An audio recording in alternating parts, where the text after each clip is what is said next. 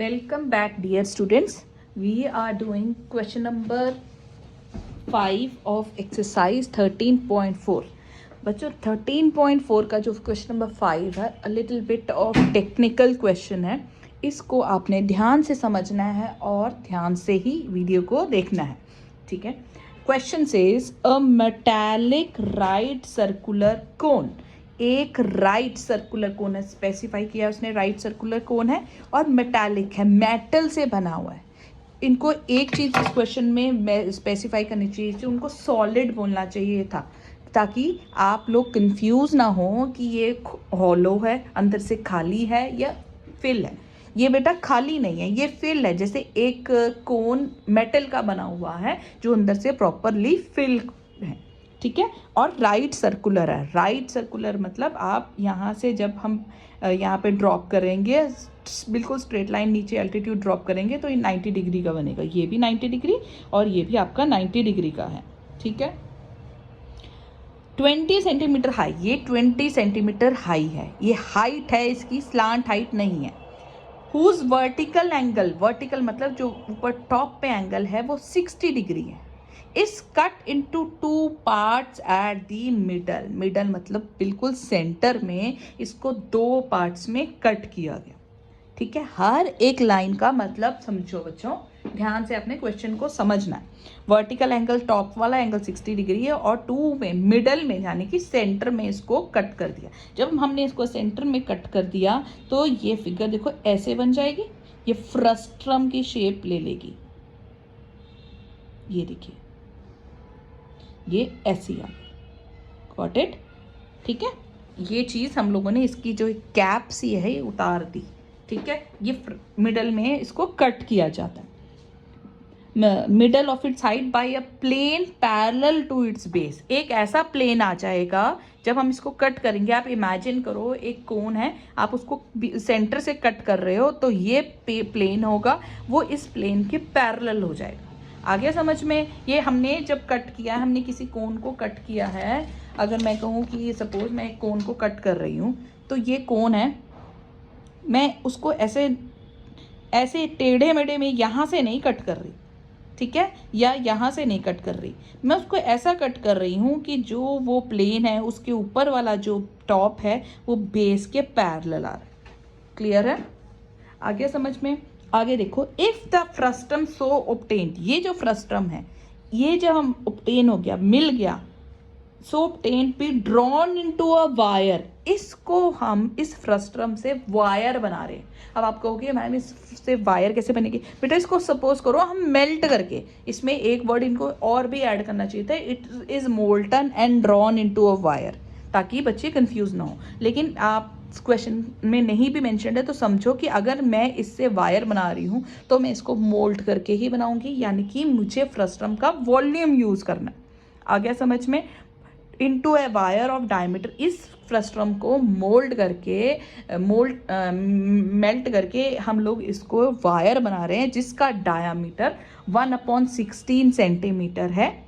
और find the length of the wire, और उस वायर की आपको लेंथ फाइंड करनी है. तो बेटा अगर हम वायर बनाते हैं, चाहे आप वायर लंबी जितनी मर्जी बना लो, अगर आप वायर को इमेजिन करो तो वायर भी एक सिलेंडर की ही फॉर्म में होता है.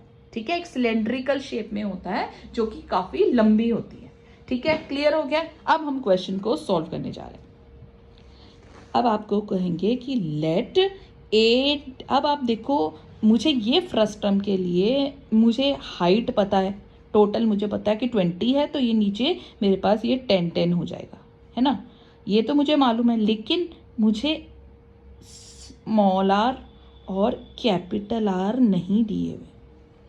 मुझे ये निकालने पड़ेंगे. ये निकालने के लिए आपको ट्रिग्नोमेट्री भी थोड़ी यूज़ करनी पड़ेगी. 60 डिग्री एंगल जो टॉप में दिया है इसको हम यूटिलाइज करेंगे.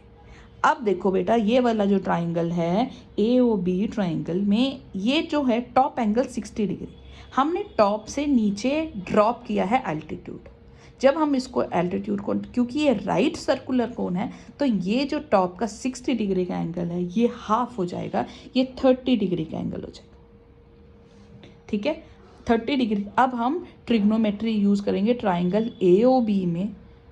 ट्राइंगल AOB में हम ट्रिग्नोमेट्री यूज़ करेंगे, क्योंकि हमारे पास 10 सेंटीमीटर ये भी होगा, उसके बाद हमारा R आ जाएगा, स्मॉल r आ जाएगा, ठीक है। तो आप कहोगे in triangle AOB, in triangle AOB tan 30 is equal to OB upon OA। tan 30 की वैल्यू कितनी होती है 1/√3। OB कितना है, OB हम लोगों को नहीं पता, स्मॉल r है। और OA कितना है, OA हमको पता है 10 है, ठीक है।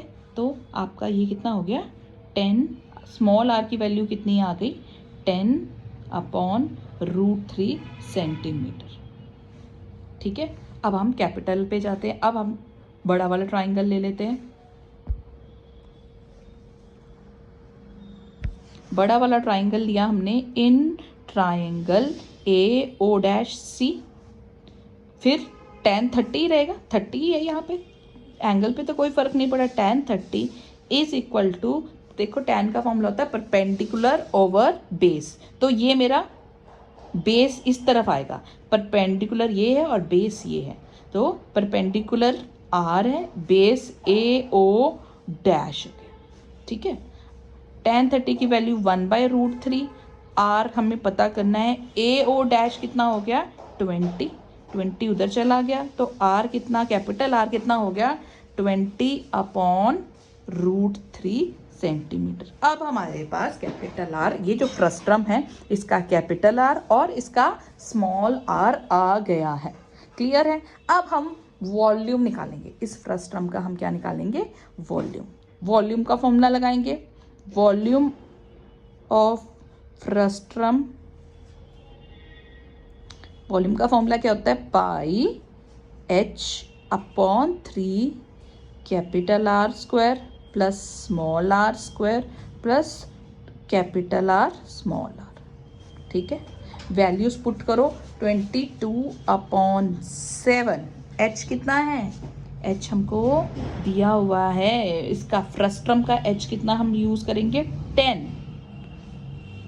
है ना, स्लांट हाइट नहीं है ये, h है हाइट, अपॉन 3, r कितना आ गया 20/√3 का स्क्वायर, स्मॉल r कितना है 10/√3 का square, capital R 20/√3 into small r 10/√3, clear है।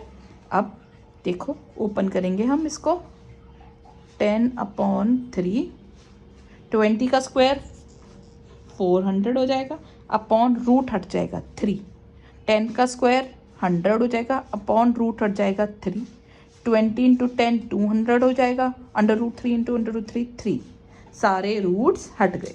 अब हम इनको प्लस करेंगे,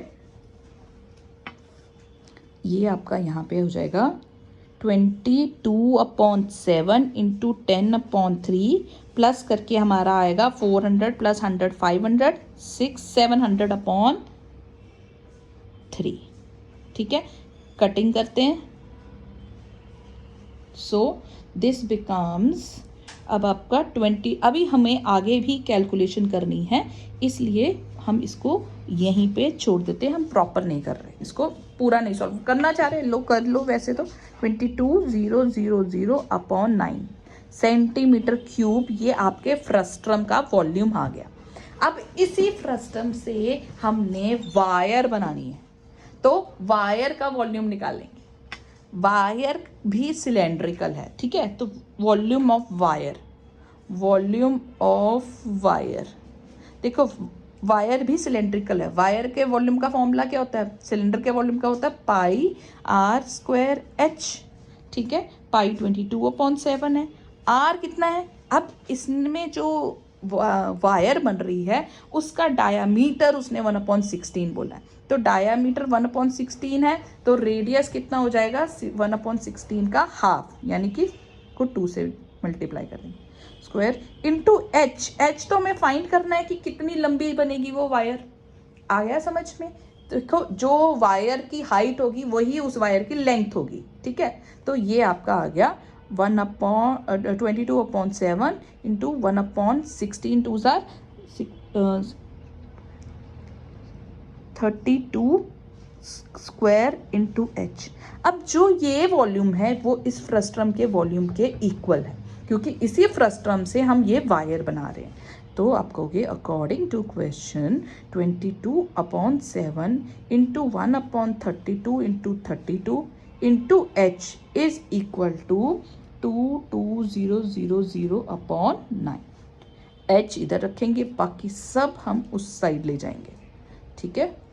तो ये डिवाइड हो रहा है, उधर जाके क्या हो जाएंगे मल्टीप्लाई, 32 इंटू 32 और ये आपका आ जाएगा 22, ठीक है। 22 कट गया। अब देखिए और कोई कैलकुलेशन, अब आपका अब इसको सब मल्टीप्लाई करोगे 32 इंटू 7 करोगे, जब आप मल्टीप्लाई तब आप इसको डिवाइड करोगे तब आपका ये आ जाएगा 79644.44 सेंटीमीटर। इस सेंटीमीटर को आप मीटर में चेंज करने के लिए 100 से डिवाइड करोगे, तो 100 से डिवाइड करके 2 डेसिमल ये और आगे आ जाएंगे, to 7964.4 metre. This is your answer. इस फ्रस्ट्रम को मेल्ट करके जो हम एक लंबी सी वायर बनाएंगे जो कि सिलेंड्रिकल ही होगी ऑब्वियसली, उसकी हाइट आ जाएगी 7964.4 मीटर। हाँ हाइट है, ये वॉल्यूम नहीं है, इसलिए मीटर में ही आपका आंसर आएगा।